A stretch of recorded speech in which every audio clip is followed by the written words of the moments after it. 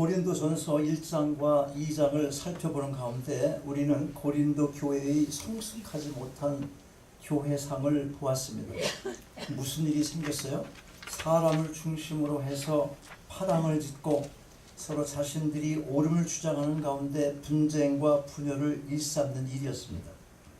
세례를 누구에게 받았다느니, 바울의 사도성에 의심이 간다느니, 아볼로의 설교를 한번 들어보고 말하지 그래. 베드로가 사도의 수장이라니까? 지금 무슨 소리를 하고 있어? 우리는 오직 그리스도밖에 인정하지 않는다니까? 뭐 이런 등등, 지금의 말로 하면 이런 식으로 분열하고 있었어요.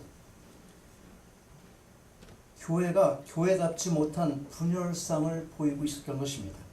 오늘 본문 4절 말씀이 바로 그 분열된 모습을 다시 지적을 합니다. 4절 보세요. 어떤 이는 말하되 나는 바울에게라 하고 다른 이는 나는 아볼로에게라 하니 너희가 사람이 아니리요. 사도 바울은 이러한 분열과 분쟁의 모습을 다시금 상기시키면서 이제 그 원인을 진단을 합니다. 뭐라고 해요? 영적인 것을 육적인 것으로는 결코 이해할 수 없는 것임에도 불구하고 영적인 공동체를 육의 생각으로 이끌어 가려고 하니까 문제가 생긴 것인데, 그 육의 생각을 하게 되는 근본적인 이유가 뭐냐 하면 성숙하지 못한 어린아이와 같은 그들의 뭐 때문에? 신앙 때문에 그렇단 말이에요. 어린아이와 같은 신앙 가졌기 때문에 그게 원인이다. 그렇게 진단을 한 겁니다. 1절부터 3절까지 말씀이 그것이에요. 지금까지 말씀드린 내용을 머리에 담으시고 읽어보세요. 시작. 형제들아, 내가 신령한 자들을 대한 것 같이 너희에게 말할 수 없어서 육신에 속한 자, 곧 그리스도 안에서 어린 아이들을 대한 것 같이 하노라. 내가 너희를 저주로 먹이고 밥으로 아니하였노니 이는 너희가 감당치 못하였음거니와 지금도 못하리라. 너희가 아직도 육신에 속한 자로다. 너희 가운데 시기와 분쟁이 있으니 어찌 육신에 속하여 사람을 따라 행하느냐. 여기서 오늘 주어진 본문을 이해하기 위해서 우리가 먼저 알아야 할 것이 있습니다. 그게 뭐냐면 진실로 믿음을 고백한 자가 육신에 속할 수 있느냐 하는 것입니다. 물론 속하였다는 의미를 어떻게 정의하는가에 따라 다른 답이 나올 수 있겠지만, 일단 원리적으로 생각하면 한번 진실한 믿음의 고백으로 진정한 성도가 되었다면 그 사람의 소속이 어디겠습니까? 아직도 육에 속할 수가 있겠습니까? 그럴 수가 없습니다. 그 믿음의 고백이 성경적인 진실한 고백이었다면 반드시 그리스도 안에 있게 되는 것입니다. 즉, 육에 속한 자이면서 동시에 그리스도 안에 있을 수 없다는 것입니다. 중생한 자들은 다 그리스도 안에 있는 것입니다. 그러면 3절에서 너희가 아직도 육신에 속한 자로다라고 한 말씀, 그건 무슨 의미겠어요? 아직 중생을 한 자들이 아니라는 의미겠습니까? 중생을 못했기 때문에 그 소속이 실제적으로 아직 예수 그리스도 밖에 있다는 의미가 아니라, 바울이 지금 말하고 있는 것은 그리스도 안에 있기는 하지만 아직도 영적으로 미숙한 상태에 머무르고 있다는 것을 의미하고 있는 것입니다. 생각해 보세요. 만일 그들이 실제적으로 그리스도 밖에 육신에 속한 자들이라면 사도 바울이 어떻게 그들의 공동체를 교회라고 부를 수가 있겠습니까? 교회는 예수 그리스도의 은혜로 말미암아 하나님 없이 살아온 지난 삶을 회개하고 용서받아서 다시 태어난 인생들을 하나님께서 불러 모으신 무리인 것입니다. 그러므로 신분상으로는 더 이상 육신에 속한 자들이 아니에요. 그럼 우리가 알 것은 아직도 우리에겐 죄의 성품이 남아있기 때문에 육적인 행동을 온전히 버리지 못함으로 인하여 여러 문제를 야기시키게 된다는 것입니다. 고린도 교회는 이런 문제가 좀 더 심각했던 것으로 보이지만 오늘날의 교회도 크게 다를 것이 없습니다. 교회의 부패를 말하면 일단 대형 교회들이 세상에 쉽게 드러나기 때문에 지탄의 대상이 되고 있지만 작은 교회라고 해서 문제가 없는 것은 아닙니다. 교회는 똑같은 거예요. 큰 교회가 문제가 있어서 기자들이 그런 거 신문에 내기 좋아하잖아. 누구든지 이름이 난 사람이 뭐 바람을 펴도 신문에 나는 거지. 뭐 여러 번 바람 한 펴봐. 뭐 신문에 나겠어? 안희정 정도가 돼야 뭐 이렇게 떠들썩하고 영화배우 이름이라도 나야지. 그러니까 내가 여러 번 바람 펴도 된다고 말하고 있는 거예요 지금. 잘 알아두셔야 돼. 대형 교회들이 드러난단 말이에요. 드러나. 그러니까 저거 보라고 막 그러잖아. 그런데 작은 교회들도 시기심과 질투심에 막 이글이글 그리는 마음을 가지고 대형 교회가 다 썩었다 그러고 그러는데 그 자신을 봐야 돼. 이거 누구한테 하는 소리야? 우리 교회 보는 거예요 지금. 우리 교회도 교회란 말이죠. 드러나지 않았을 뿐일 수도 있어요. 실제적으로 무슨 큰 문제가 있는 건 아니지만 작은 교회라고 하나님 보시기에 온전한 교회는 없다 그 말이에요. 그러므로 교회를 교회되게 하며 교회의 진정한 사명을 이루어갈 수 있도록 하나님께서 이끄시지를 않으면 교회는 애적으로 그 모습이 세상의 일반 단체처럼 되고 마는 것입니다. 10절에서 사도 바울은 이 점을 분명하게 말씀을 해요. 그런즉 심는 이나 물주는 이는 아무것도 아니로되 오직 자라나게 하시는 누구라고 말해요?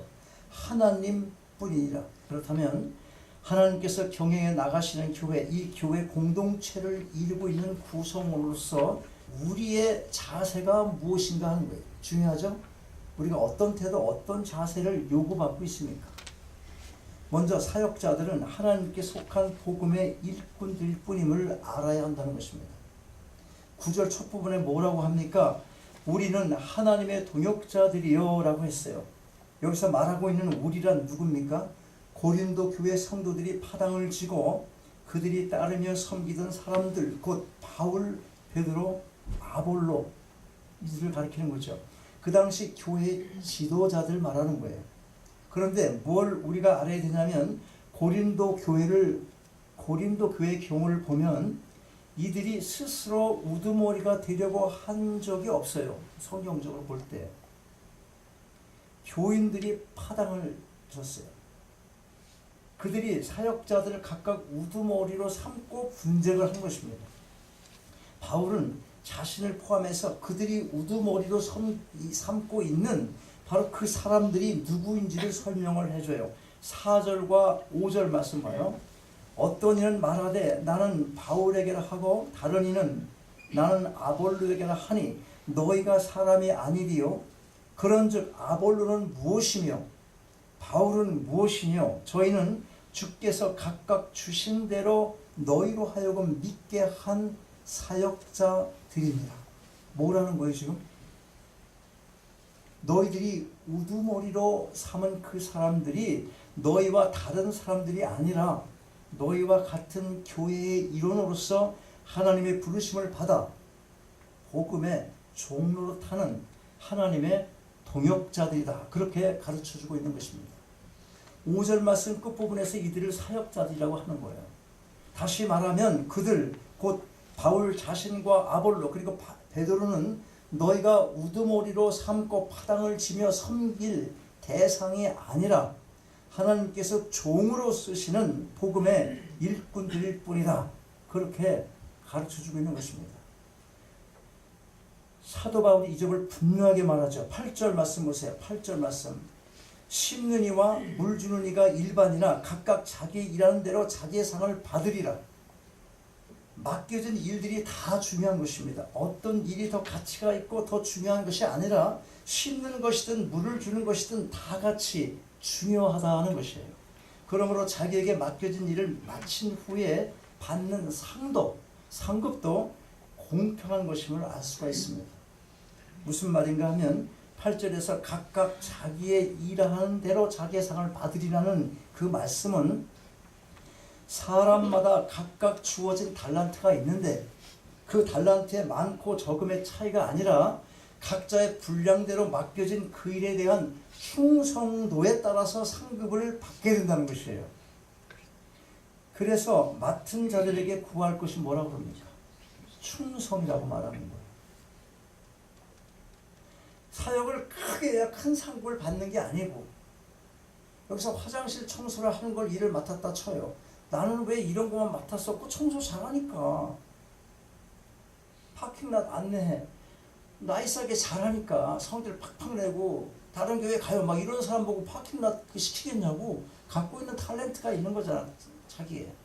그 일을 하면 그걸 얼만큼 충성도로 감당하냐에 따라서 상급이 주어지는 것이지, 큰 일을 하고 사람 앞에 나가서 뭐 자랑하고 대단하게 상급 받고 뭐 받고 하기 때문에 하나님께서 큰 상급을 주는 게 아니다라는 거예요. 다음에 다시 살펴보겠지만 성경은 우리를, 이 교회를, 우리가 교회잖아. 모인 게 교회니까 성경은 교회를 주님의 몸으로 비유를 합니다. 에베소 1장 23절 보면 이렇게 기록하고 있어요. 교회는 그의 몸이니 만물 안에서 만물을 충만케 하시는 자의 충만이라. 그리고 골로새 1장 18절 보면 그는 몸인 교회의 머리시라. 그가 누구예요? 그가 예수 그리스도잖아요.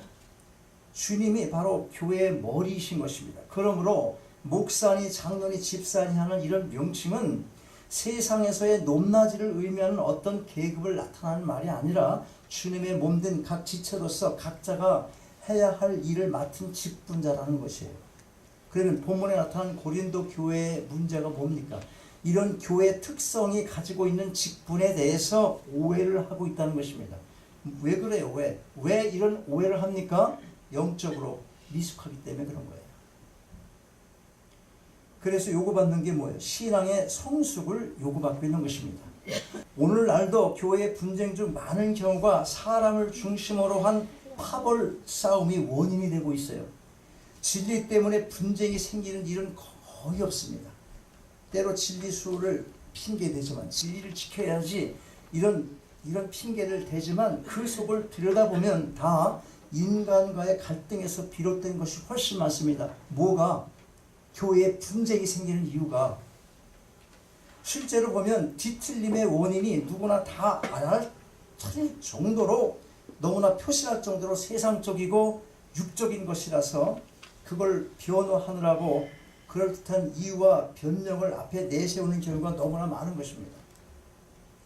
이게 다 신앙의 초보 단계를 벗어나지 못한 까닭인 것입니다. 다들 믿는다고 말해요. 다들 거듭났다고 말하고 믿음을 자랑하며 교만하기까지 합니다. 그러나 아직도 자연인과 같은 본성을 따르고 있어요. 자연인이 뭐예요? 하나님 믿지 않는 사람들, 중생하지 않는 세상 사람들 말하는 거예요. 믿음을 고백하고 내가 별것도 다 하고 주일 예배 안 빠지는데요, 새벽기도 안 빠지는데요. 그런데 뭐 하는 거 보면 안 믿는 사람과 똑같은 기준 갖고 있어요. 자기중심적인 그런 삶을 살아간단 말이죠. 그들의 특징이 바로 그거거든. 어린아이의 특징을 갖고 있는 거예요. 그 특징은 이중적으로 나타나요. 어떤 특징이? 어린아이와 같은 특징이. 하나는 우리가 닮아야 할 속성이에요. 아직 때묻지 않은 그런 순수함과 어머니를 의지하는 절대적인 믿음은 우리가 닮아야 합니다. 그런데 어린아이에겐 우리가 닮지 말아야 할 특성도 있습니다. 뭡니까? 남을 전혀 배려하지 못한다는 겁니다. 아이의 본래 속성이 자기중심적이잖아요. 그래서 때를 쓰는 거예요. 그리고 부모가 자주 져주니까, 부모가 져주잖아 일반적으로. 그러니까 때를 쓰면 결국은 얻을 수 있다는 것을 경험으로 알게 되는 거예요. 조그만 아이도. 그렇게 해서 자기가 원하는 것을 다 얻든지 또 하고 싶은지 다 해야만이 직성이 풀리는 거죠. 유익한 건지 해로운 건지를 구별하지 못합니다. 아직 교육을 받지 못하고 학습이 되지 않았기 때문에 그런 것입니다. 그런데 아이들이 어느 정도 교육과 또 학습 과정을 마쳤다고 하더라도 그 효과가 언제나 100% 작동하는 것이 아니에요. 그걸 알 필요가 있습니다. 아동교육에 대한 효과를 시험해본 영상을 우연히 본 적이 있어요. 어느 날 공원 벤치에 엄마와 아이가 앉아있는 것을 본 한 남자가 아이의 엄마에게 물었습니다. 다가가서 공손하게 묻는 거예요. 친절하게. 아이에게 낯선 사람을 절대로 따라가면 안 된다고 교육을 시키셨나요? 이렇게 물었어요. 아이 엄마가 대답을 합니다. 아, 네, 늘 그렇게 교육을 시켰는데요. 낯선 남자가 다시 묻습니다. 그러셨군요. 그러면 제가 한번 시험을 해봐도 될까요? 그러니까 뭐라 그랬겠어요? 한번 해보세요. 그렇지. 아이의 어머니에게 허락을 받고 아이에게 시험을 하는 거예요. 내가 제일 좋아하는 게 뭐냐? 물었어. 그럼 아이가 강아지요. 그렇게 대답을 합니다. 둘이서 뭐 이런저런 얘기를 조금 더 하더니 아이가 일어나서 그 낯선 남자의 손을 잡고 따라 나서는 거예요. 걸어가는 거예요. 이 낯선 남자가 아이에게 무슨 말을 했을까요?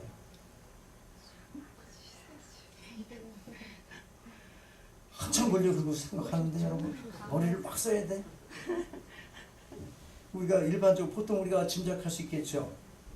저쪽으로 가면 내가 좋아하는 예쁜 강아지 볼 수 있어. 같이 갈래? 이렇게 한 거지. 예. 여러분 영적으로 성숙하지 못한 사람들이 따라가는 것이 무엇이겠습니까? 낯선 남자를 따라 나선 아이와 다를 바가 없습니다. 당장 내가 좋은 것 따라가는 거예요. 여러분 아이가 성장해야 정상이지 않습니까? 잘 생각해보세요. 시간이 지남에 따라 육체의 성장과 함께 균형 잡힌 인격체로 자라가야 하는 거예요. 부모가 다방면으로 아이에게 교육을 시키고 학습을 시키는 이유가 뭐겠습니까? 정상적인 인격체로 잘 자라도록 하기 위해서 아니겠어요? 신앙생활도 마찬가지입니다. 신앙이 자라지 않으면 어린 아이와 같은 행동을 할 수밖에 없는 것입니다. 사역자들뿐만 아니라 교회에서 사역자 많이 있잖아요. 그들뿐만 아니라 일반 교우들 간에도 쉽게 상처받고 쉽게 판단하고 끼리끼리 무리지으며 분열을 야기시키게 되고 마는 거예요. 왜 그런다고요? 왜? 성숙하지 못하니까. 신앙이 어리니까 그런 거예요.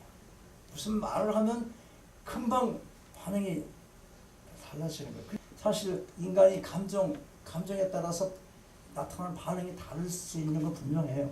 여러분도 기분 좋을 때는 웬만한 농담 다 받아들이잖아요. 요새 기분 조금 나쁘면 아가씨 정말 예쁘시네요. 그러면 어떻게 될까? 기분 나쁠 땐 성희롱이야 요새는. 근데 그것이 신앙인에게도 똑같이 작용을 하고 있다는 것이죠. 중생을 안 했다거나 예수를 안 믿는다 그런 얘기하는 게 아니라 성숙하지 못한 감정 처리 못하기 때문에.